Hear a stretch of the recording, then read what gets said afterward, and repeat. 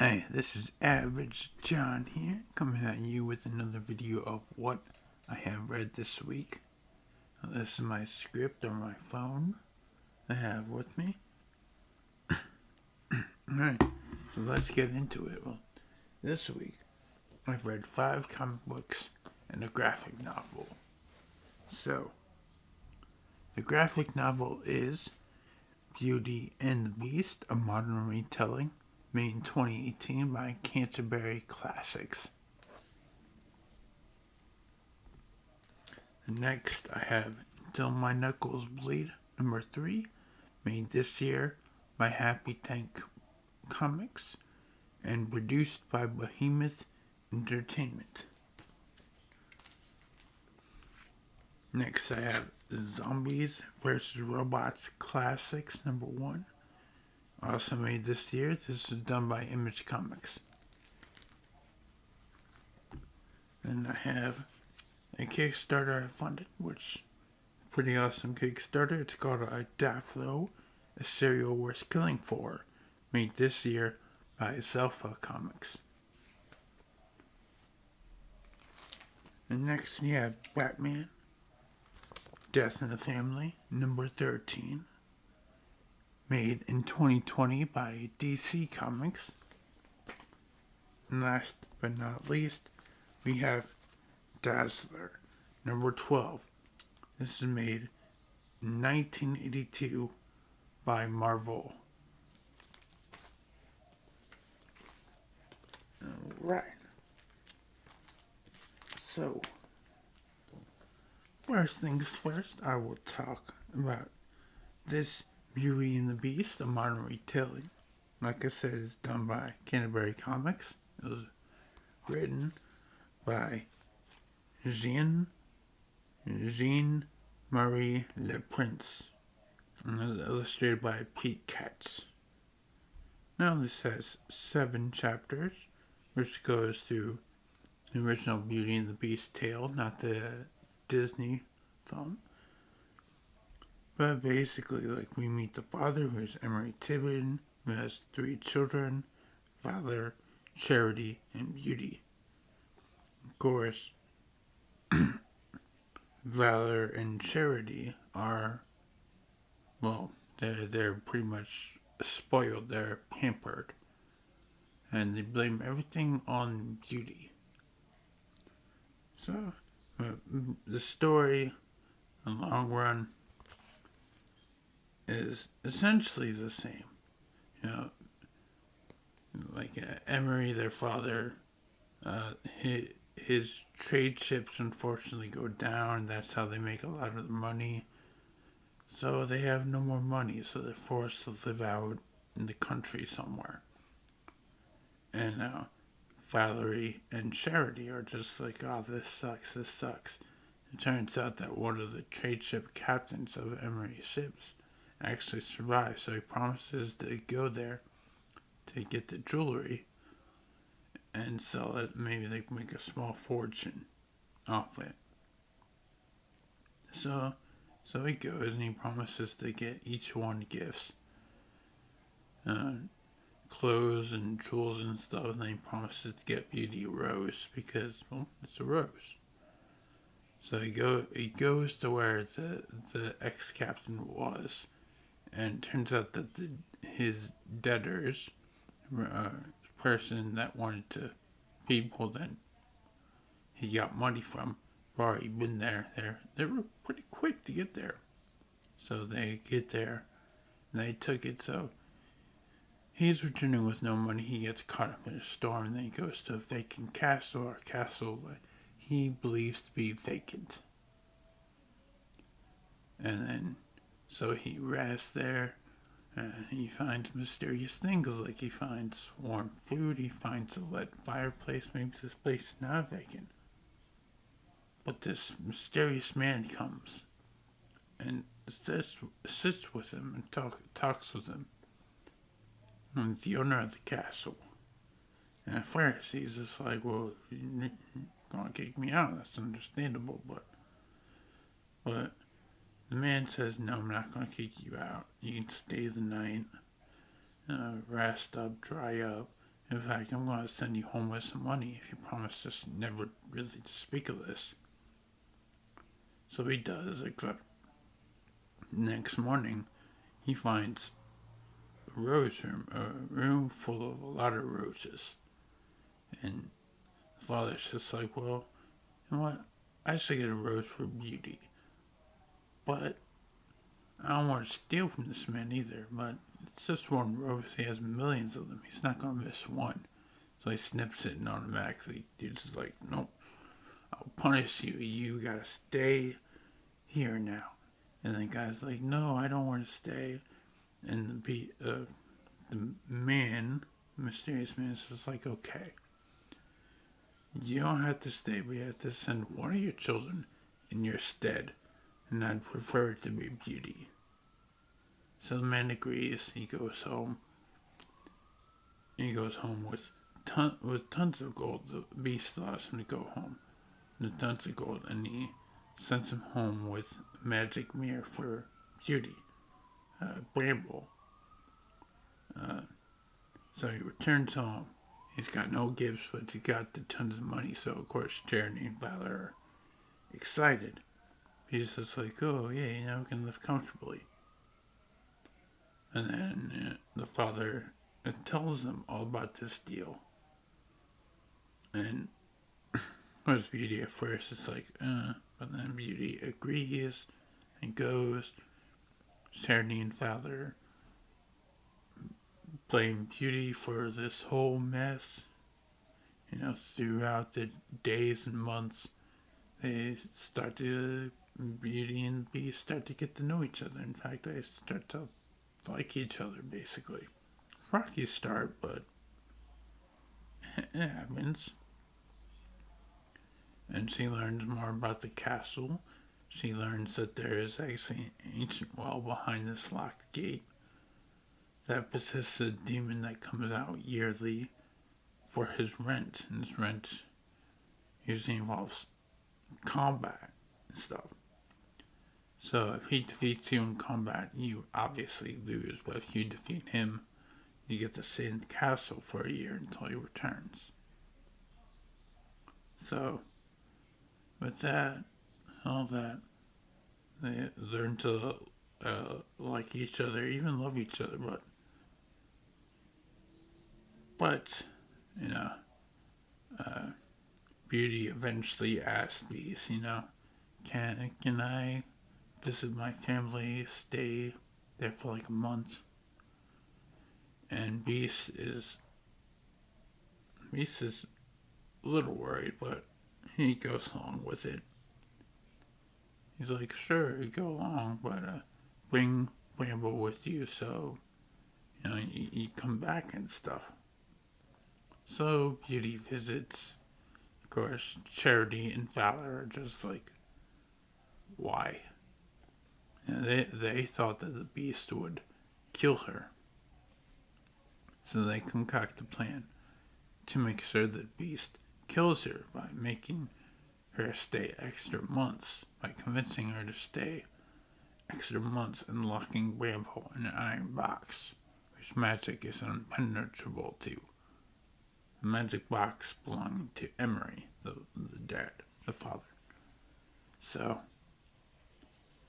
the father unlocks the box eventually after a couple of weeks, finds out that Charity and Valor were pranking them. But meanwhile, the demon Callistus,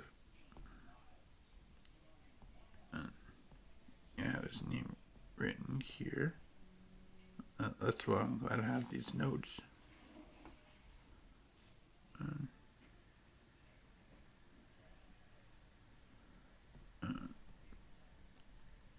Alright, I'm lost. Yeah, they can get the plan. Journey, Valor, just insane. The Beast is weak without her. And the demon that crawls out is the big bad, the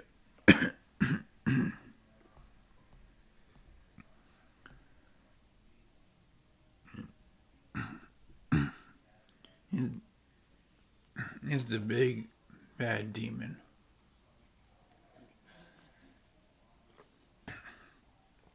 Basically, Beast is losing without her. And Beauty shows up. tries to shoot him. Of course, he's invulnerable to human weapons. He's invulnerable to human weapons. And unfortunately, Bramble breaks. So, but it's fortunately to her because Bramble is not a human-made thing. So she ties one piece of Bramble up to an arrowhead and shoots the demon with her and destroys her. And then everyone turns back to human, except for Bramble because Bramble was a fairy, so she transformed back into a fairy. They all live happily ever after. The end. And obviously, there's a lot more to that, but it was good. It was definitely better than I expected. I kind of thought I never read the original, so all my premises were on the Disney retelling. And I thought by the cover that was going to be a Snow White and Huntsman type thing, but it turns out it really wasn't. Yeah, it was pretty good. And my next one is Until My Knuckles Bleed #3 by Happy Tank, produced by Behemoth Entertainment, made by Victor Santos. But basically, this continues the story of Damager. The Damager is damaged. He's looking for his friends who have been taken. He's at the blocks. He's at the docks. Not blocks. He's at the docks. He blames Morning Blade. He sees Morning Blade. He fights Morning Blade. Like, we were soldiers. We should have been heroes. Damager yells as he uses Death Wish toy. He frees some girls who are being shipped off. And he also finds Agent Carfi. And Damager then goes to the hospital because he was stabbed, dressed in bandaged wounds, and he is still looking for the Boya, or the Butcher.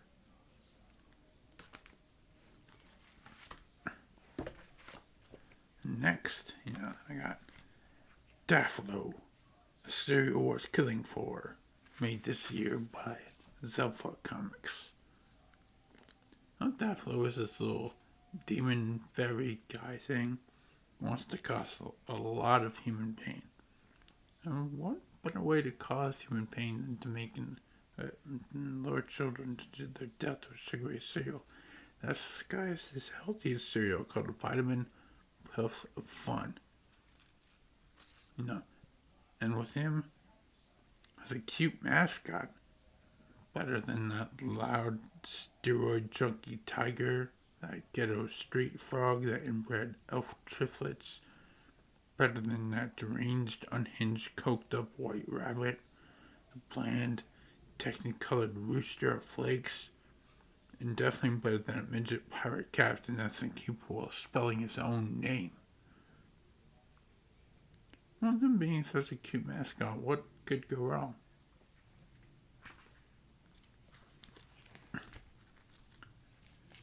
Next, we have Zombies vs. Robots Classics #1, made this year by Image, written by Chris Ryall and art by Ashley Woods. The cover B, which is what I got, also done by Ashley Woods. So, zombies, they're brain dead. They represent humanity's hubris. Robots, they're also brain dead. But they represent humanity's potential. Technically, there's 3 groups: humans versus zombies versus robots, but that doesn't sound sketchy. Now, a group of humanity wants to end the war before it even starts, so they're building a time machine. This comic focuses on 3 scientists. Herbert Throckmorton, a man who is smart. He sold drugs to people just to study the effects. Fight Winterbottom sells patents to anyone willing to accept them. He's also really smart. And Philippe Satterfield, the smartest person in the room, and most definitely smarter than you will ever be. They built the time machine, and what happens next is unknown to everyone, including me. Nah. People die. People live. People do all sorts of things. But mainly die.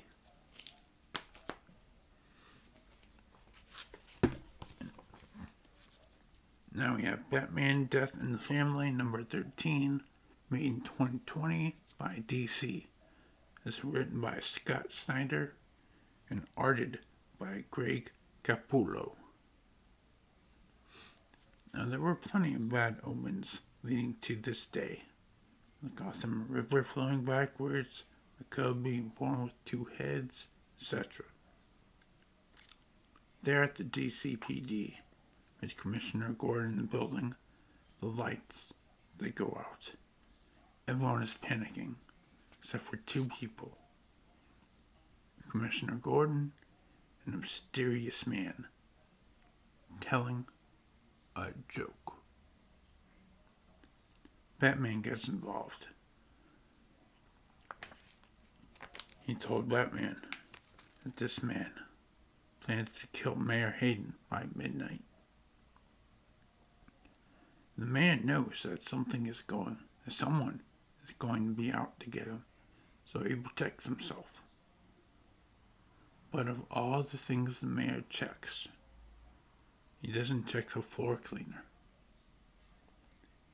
He has Toxin 34, kills everyone but the mayor. And now the mayor is saved for something special. Batman gets the toxin and recognizes it. It's a message that says, come back to where it all started. Ace Chemicals. He comes to a mysterious figure. It's revealed to be Harley Quinn. So Batman fights her, but where's the Joker?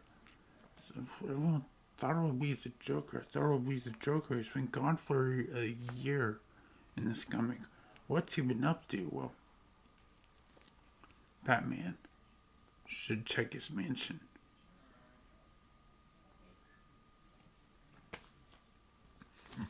Last but not least, we have the Dazzler, number 12, made in 1982 by Marvel, written by Danny Fingeroth and arted by Frank Springer. So there's this girl named Alison Blair, this mutant who can turn sound into light. And that's all I really know. And there's this villain called Tech Master in there and all that stuff, but I didn't really get much in the comic. I mean, I read it all. I didn't understand much of it. But, no, that's what I read. I read a graphic novel and 5 comics. So that's cool. What was your favorite comic that I read? And, just what comic, what movie, whatever are you looking forward to in the future?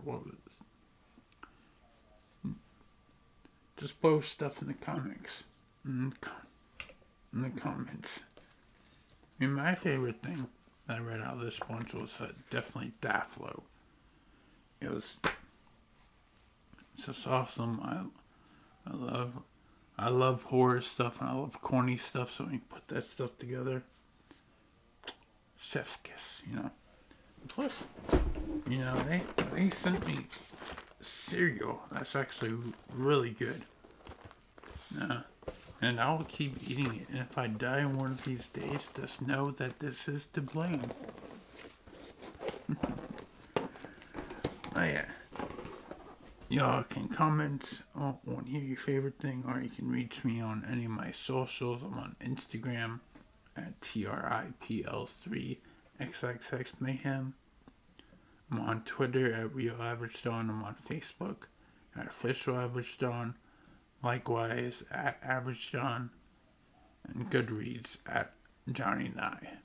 And like I always say, if you can't understand me and what I'm saying, I have a lot of stuff down in the description down below, including my socials. So, with all that, then, I'm all done. I wish you all a happy day. Stay safe.